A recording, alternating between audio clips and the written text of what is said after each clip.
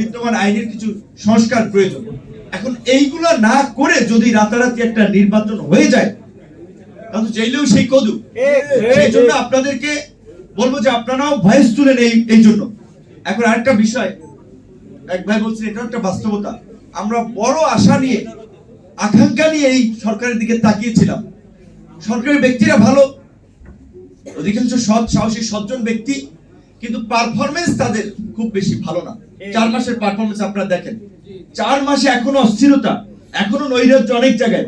এই অবস্থা যদি চলতে থাকে তাহলে সামনে আরো নানান ধরনের অস্থিরতা তৈরি হবে, গুপ্ত হত্যা বাড়বে, আইন শৃঙ্খলা পরিস্থিতির অবনতি হবে, নিরাপত্তাহীনতা তৈরি হবে, যেটা একটা দেশের জন্য কোনোভাবেই ভালো না। বিশেষ করে এই অর্থনৈতিক ভঙ্গুর অবস্থায় যদি আমাদের অর্থনীতি ঠিক না থাকে, দেশি বিদেশি বিনিয়োগের পরিবেশ যদি না থাকে, তাহলে দেশ আগাবে না।